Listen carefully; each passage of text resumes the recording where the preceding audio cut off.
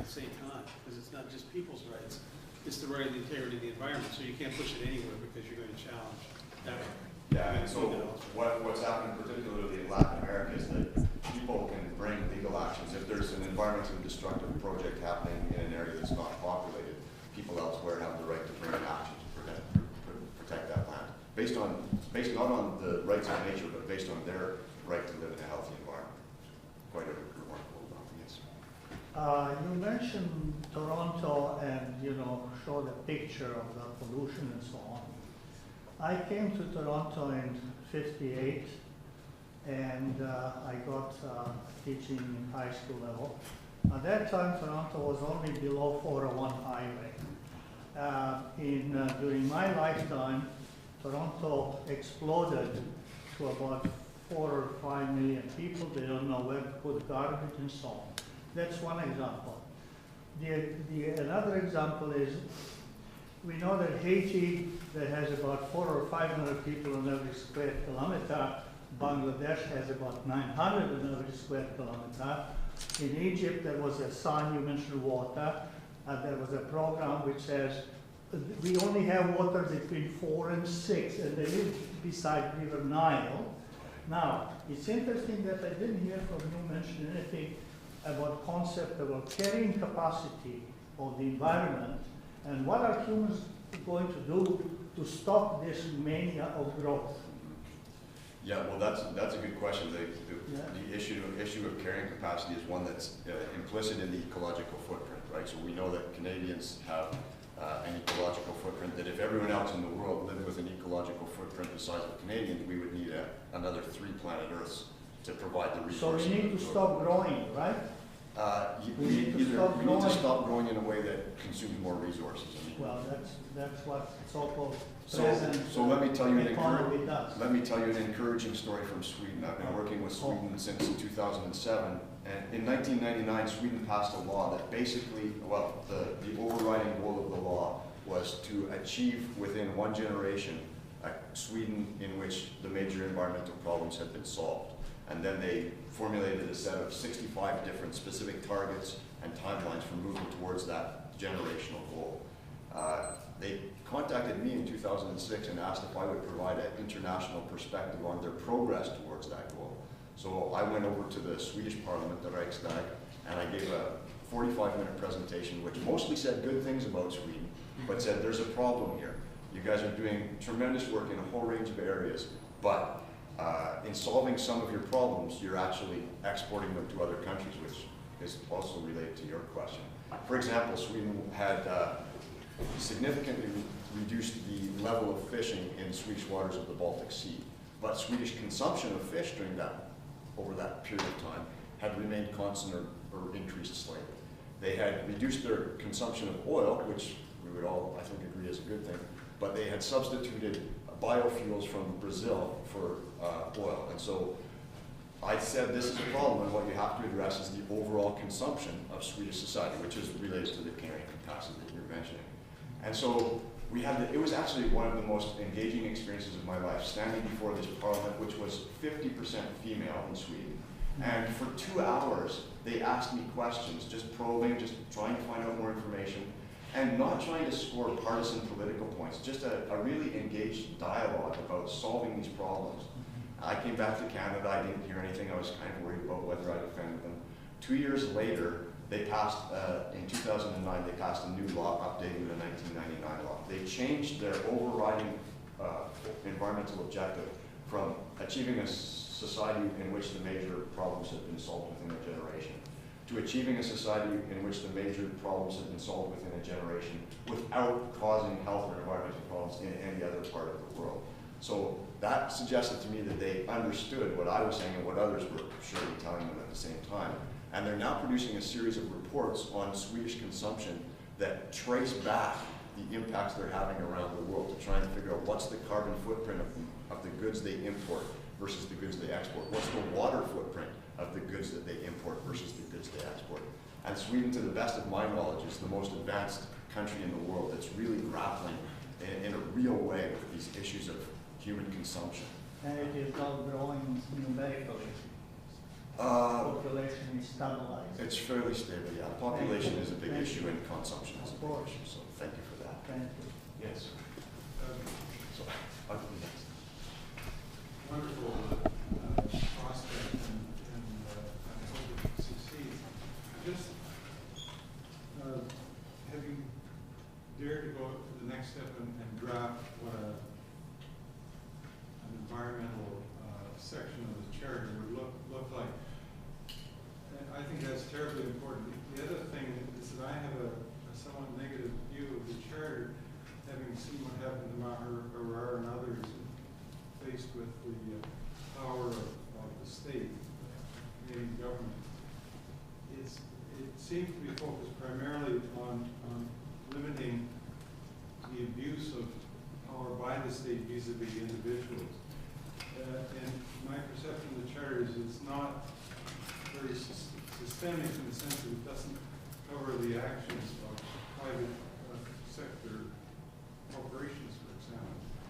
And so there are questions of the philosophy and approach to the charter, and in short, those have to be changed in order to get the kind of environmental statement that we should have in the charter. Yeah, that's a great question. And the charter, I think the charter has had a substantially beneficial impact on Canada. If you look at issues like same-sex marriage, if you look at things that's not in the charter, but it's in the Constitution of 82, like Aboriginal rights, these things have really made tremendous strides over the past 30 years, both legally, on the ground, and in terms of Canadian cultural values. But what really people don't understand is that the charter is an outdated document.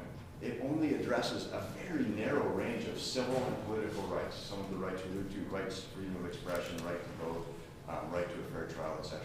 Around the world, countries are, the majority of countries around the world now have much broader constitutional bills of rights that include social rights, cultural rights, environmental rights, things like the right to a healthy environment, the right to health, the right to water, the right to education. And I just saw a study that's not even published yet by two brilliant scholars from the US who have looked at all of the constitutions of the world and grouped them into 4 categories. Strong constitutions, weak constitutions, modest constitutions, and what they call sham constitutions. A strong constitution, according to their breakdown, is a constitution that promises to respect a lot of human rights, and the country actually delivers on those rights. A weak constitution is a country that promises a large number of rights and delivers only on a few of those rights.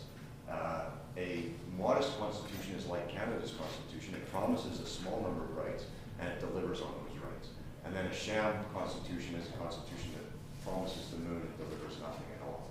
And what's really remarkable is the number of, if you look at a map of Latin America, these people have done incredible work in studying the extent to which this whole range of human rights is being respected. Almost every constitution in Latin America, they, based on their research, put into the strong constitution category. And I think it's time to educate Canadians that these are human rights. I mean, one of the points about a human right is that on a moral plane, it exists regardless of whether or not governments recognize it or not. We all of us have a right to live in a healthy environment. We have a right to water. We have a right to health. But the legal twist is that those rights only become enforceable once they're recognized in law. And so in Canada, we need to educate Canadians that, yes, in theory, we enjoy a full range of human rights, but our Charter of Rights and Freedoms, of which many of us are so proud, is actually a narrow and outdated document. That's a fundamental task ahead. If most people think the rights are already there, then how are we going to get political consensus to put them in? So thank you for that. There was a question. Yeah, mine's more of a specific issue, which has to deal with the sharks around the ocean, especially Canada. And I've noticed from what I've been reading so far is that Canada doesn't have any, or very specific laws, I could be wrong, about shark finning in Canada, which is a very big issue, but not very many people talk about it. And I've noticed that a few cities in Canada have started making some petitions to ban shark fin soup in their cities, like Vancouver and Calgary. But what's your take on the shark policies around Canada? Because if the sharks gone, which have been depleted by about 99% of their whole population, if those are gone, nobody in the entire world is going to have a healthy living because about most of our oxygen comes from the ocean. Well, you know, that's good points you made about shark finning. Canada does have a law called the Species at Risk Act, which protects endangered species. So if there are sharks that are listed under the Species at Risk Act, then it would be illegal to carry out finning in Canadian waters. But as you're probably aware, the problem is that countries only have jurisdiction 200 miles out from their coastlines, and then out on the open ocean, it's basically the Wild West. We would have to take steps to make the importation of shark fins illegal, which I understand is a somewhat culturally funny issue in some of the East Asian communities. So that's something that I agree that something should be done about that. I think the bigger issue in terms of ocean health is related to climate change and the acidification of the oceans. And that's why Canada needs to, you know, reverse our terrible record in terms of reducing greenhouse gases and start to take climate change seriously. Something that has happened in some of these other countries that now have constitutional rights and responsibilities. It's a real impetus. There's a question. I'm gonna try to word this, but like I don't know, like with the I guess an example would be like the pension clawback case that's been happening in Canada, and there's been a lot of criticism saying that it's been very costly and kind of the money that the veterans get back is going to end up going into kind of the pockets of the lawyers who have been handling that case.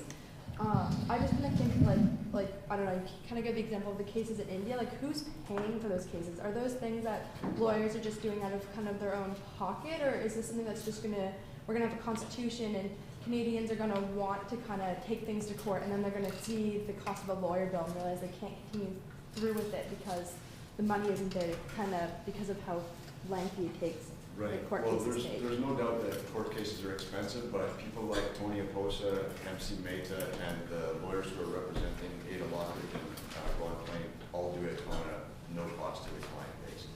So. Do you think that will be something that kind of becomes more of a trend, that lawyers will take on more pro bono work like around the environment if Canada was to get like a constitutional right?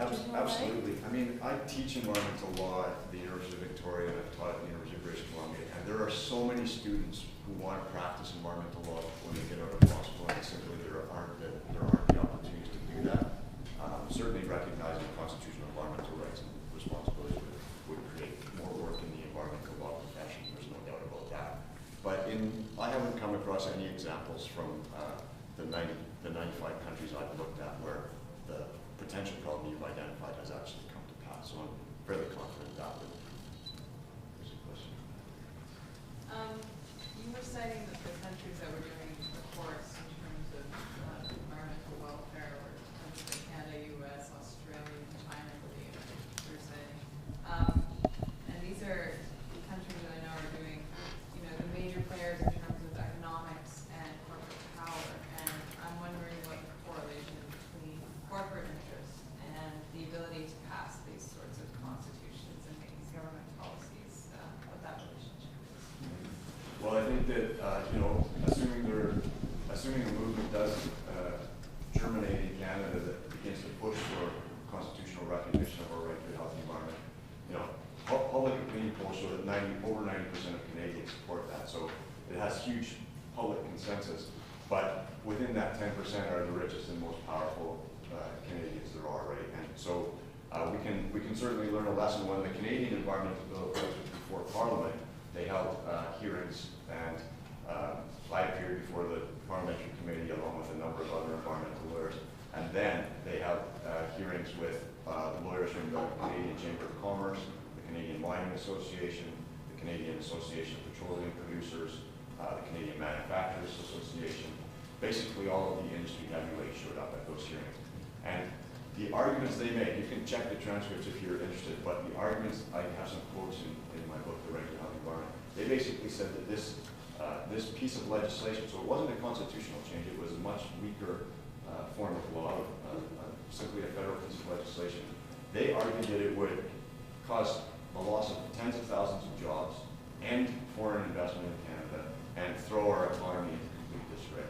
There is no factual basis for any of those assertions. I mean, if you look around the world, whether it's already industrialized countries like Sweden, Finland, Norway, and France, there has been no economic downside to this. As I mentioned earlier, it's simply made those countries cleaner, greener, healthier, and wealthier.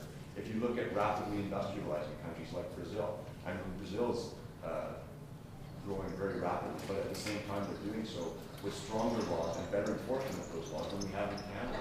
I mean, there's just so much more that we could be doing as a country. And I'm not trying to pose the constitutional right to a healthy environment as a silver bullet that will solve all of our environmental problems. I mean, I think we need systemic change in area of democracy, electoral reform, so that 26% of Canadians can't elect a majority government. We need to reform our economic system so that polluters pay for the problems they cause, you know, shifting taxes off things like work and investment onto pollution and waste. We need to transform our education system so that ecological literacy is on par with reading, writing, and arithmetic. We need to transform our healthcare system so that we put the majority of our resources into prevention and not treating people once they're sick. And this constitutional right to a healthy environment is what I see as capable of transforming the legal system. So we need a range of systemic transformations to make Canada a sustainable country, and this is one of those 5 or 6